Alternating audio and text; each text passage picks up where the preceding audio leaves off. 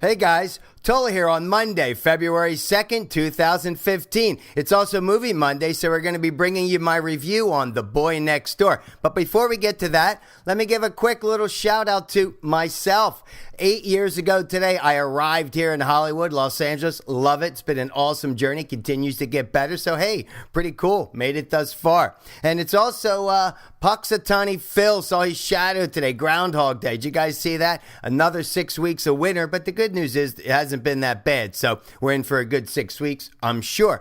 And on that note, let's give a quick celebrity shout out. Yesterday was Super Bowl. I watched the entire show. Amazing halftime, great commercial. So, hey, way to go, Tom Brady, MVP, arguably one of the best quarterbacks of all time.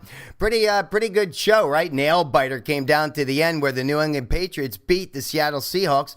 Dramatic style. First, it was the unbelievable catch. Couldn't believe it, Seattle. Right then, the awful play call at the line of 1 yard to go with an awesome interception. Right, awful call, awesome interception, ugly brawl. Right after that, I don't know what that was all about, guys. Then there was the personal foul with 20 seconds left that sealed the game.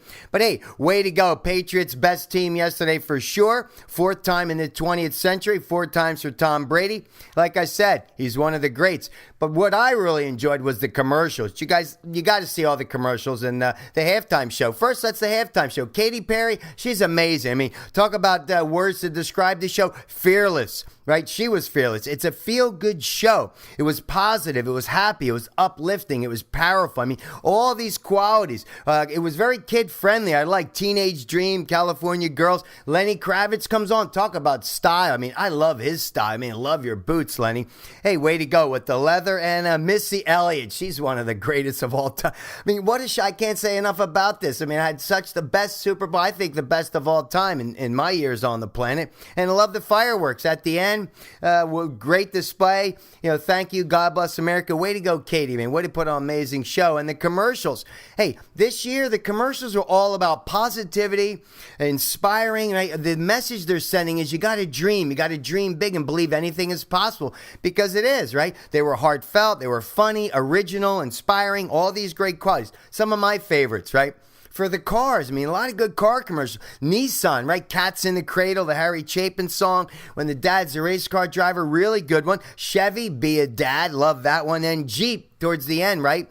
World is a gift. It truly is. You got to look at the world that my land, this land is my land, the Woody Guthrie song. I mean, you got to believe that. You got to believe that this is like our playground, right? We get to rejoice in being alive and believing that anything is possible. What else did I like? I liked the domestic violence commercial, the 911 where the woman couldn't really speak and he got that. I mean, hey, I'm all about that. And like a girl, how about that? Hashtag like a girl. Confidence, empowerment, right? And throw like a girl, run like a girl. That's all bullshit. You know, be you. There's no such thing, right? Dream Big by Microsoft. Love that commercial. Empowering yourself to do more. And then Weight Watchers, they had some good ones. I will say NASCAR. I mean, what's the funniest one was Grubhub.com. You know, the flying burrito. I thought that was the funniest. A couple other ones I like. Katie and Brian Gumbel talked about that. Sarah Silverman poking fun at herself. Pete Rose poking fun at himself. Can't get in the Hall of Fame. And Kim Kardashian. But the best commercial, everybody hands down, was the Lost Puppy Dog, right? With the Clydesdales. I love that. Hey, on that note, let's go over to the Get Your Shit Together award. And keeping with this theme, Pete Carell, the coach, what's he doing? I want to give a shout out to my nephew, Matthew, who texted me last night. And he says, you know, he's got to give the award to 1 yard line. I mean, look, I'm not a big football guy myself, but everybody knows you don't put the ball in the air. Anything can happen if the ball goes in the air. You keep the ball on the ground. Made no sense. I remember back in the 80s when they pushed the fridge, when Chicago won, they pushed them across the goal line. So I don't know. Even everybody's scratching their heads, but hey, Chris Collingsworth commented on it. I agree. You got to get your shit together on that one. I don't think he'd be doing that again. Hey, and on that note, let's go over to Movie Monday, right? The Boy Next Door. What about this film with Jennifer Lopez and Ryan Guzman and John Corbett? John Corbett's from Northern Exposure. I loved him in that, and he did a pretty good job.